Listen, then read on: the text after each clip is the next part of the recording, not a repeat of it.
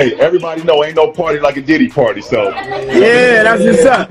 Yeah. Michael Jordan has finally spoken out, and this time, he didn't soften his words. For years, fans questioned why the basketball icon maintained such a noticeable distance from LeBron James, often offering polite but restrained compliments instead of full praise. What once seemed like quiet rivalry now appears to carry deeper meaning, as newly surfaced footage hints at long-standing concerns that Jordan may have recognized early on. While the public only saw brief reactions and carefully measured respect, the reality behind the scenes suggests something far more complex. Now the debate is heating up: is Jordan simply protecting his legacy, or is he pointing out issues others chose to ignore? Share your thoughts in the comments. If you had to pick, between the two, that'd be a tough choice. But 5 beats 1. Michael Jordan is no longer speaking in coded language. His stance regarding LeBron James is direct and unmistakable. For decades, fans and analysts attempted to choreograph a symbolic handover of basketball's crown, yet Jordan never appeared willing to endorse that storyline. Rather than validating the narrative, he seemed to resist the notion that greatness could simply be transferred by public consensus.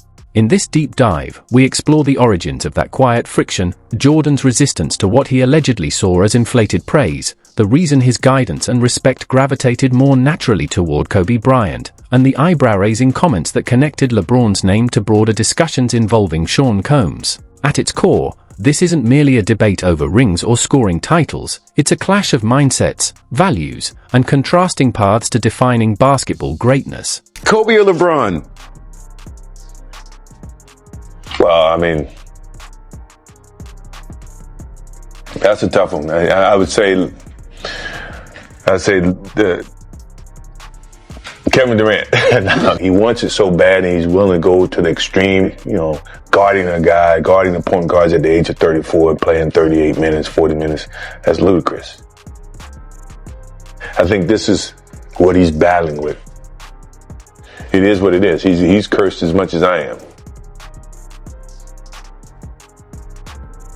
If you had to pick, between the two, that'd be a tough choice. But 5 beats 1. Anyone familiar with Michael Jordan understands that competition wasn't just part of his personality, it was his fuel. Many describe him as the fiercest winner the league has ever witnessed, yet even that label barely captures his mindset. Victory alone never satisfied him. He aimed to overpower rivals so completely that the memory of defeat would linger long after the final buzzer. That relentless drive doesn't simply fade when a career ends. It stays with you, influencing how you view anyone bold enough to chase your legacy. So when, in 2002, the spotlight turned toward a teenage phenom from Akron, Ohio, splashed across the cover of Sports Illustrated and crowned the chosen one before finishing high school, it wasn't just another feel-good story in Jordan's eyes. While many celebrated the rise of LeBron James as the next chapter of basketball greatness, Jordan may have seen something different. Not a tribute to the sport's future, but a challenge to the dynasty he worked tirelessly to build. Michael Jordan built his legacy the hard way: 6 championships, 6 finals MVP awards, and a sneaker empire that evolved into a worldwide phenomenon. His rise wasn't smooth or guaranteed. He battled through the physical dominance of the Detroit Pistons' a bad boy era and answered doubters season after season until no one could question his greatness. So when the media quickly anointed LeBron James as basketball's next king, celebrating him before his professional journey had fully unfolded, Jordan likely didn't see it as harmless excitement. To him, greatness was never something handed out by headlines. It was constructed step by step, through adversity and proof. If anyone doubts how deeply he takes that philosophy, they only need to revisit his 2009 Hall of Fame speech at the Naismith Memorial Basketball Hall of Fame. On a night designed for reflection and gratitude, Jordan instead revisited old slights, even mentioning Leroy Smith, the former high school teammate who once made the varsity squad over him, evidence that for Jordan, competition and memory never truly fade. Then there's Leroy Smith. Now you gotta think that's a myth. Leroy Smith was a guy, when I got cut, he made the team, on the varsity team, and he's here tonight. He's still the same 6'7" guy. He's not any bigger. His game is about the same.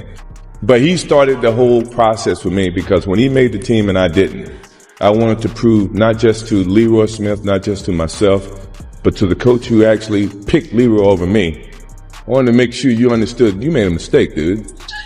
Deep down, Michael Jordan has never been the type to let competition fade into the background. He remembers every rivalry, every comparison, and every hint that someone might be coming for his place in history. So when the basketball world started framing LeBron James as the rightful next king, Jordan may have interpreted it not as praise for progress, but as a subtle revision of his own legacy. In his view, greatness isn't reassigned by popular opinion or media momentum, it's guarded through sustained excellence and proof. The successor narrative likely felt less ceremonial and more like a direct challenge, and as LeBron himself has acknowledged, there's virtually no personal connection between the two icons, a reality that speaks volumes about the distance that has long existed between them. Okay, so you and Michael at a good spot. Who, me and Michael? Jordan? Yeah, we're a good spot. We don't talk. Why not, you think?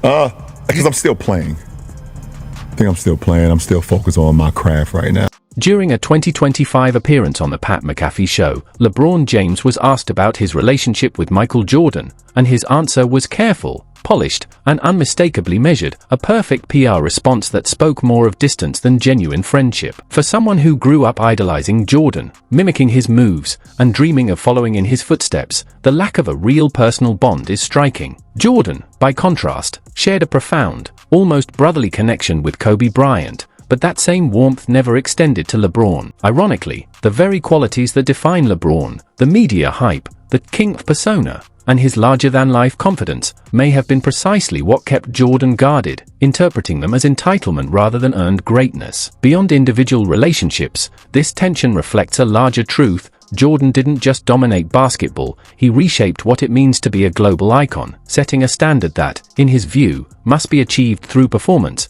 not proclaimed by reputation. Before him, Magic Johnson and Larry Bird were the stars of the era, but Jordan transcended them, becoming untouchable and godlike, crafting the blueprint for modern superstardom long before social media existed. When rumors suggested LeBron might one day eclipse him, Jordan didn't hear flattery, he heard a threat to his legacy. Every interview, comment, and subtle remark reveals his focus on protecting that legacy. History offers the proof. When rookie Allen Iverson challenged him, Jordan responded with 55 points. When Clyde Drexler was compared to him in '92, he obliterated the competition. Unable to face LeBron on the court, he drew the lines in public, keeping discussions technical and often redirecting praise to Kobe, signaling that LeBron had not yet earned his seat at the table. Their contrasting beginnings make the story even sharper. Jordan, drafted third behind Hakeem Olajuwon and Sam Bowie, was overlooked and had to fight for recognition, while LeBron was anointed from age 15, wearing number 23, signing a $90 million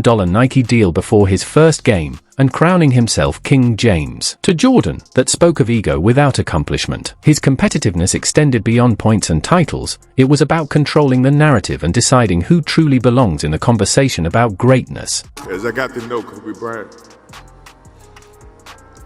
that he was just trying to be a better person, a better basketball player. We talked about business. We talked about family. We talked about everything. And he was just trying to be a better person.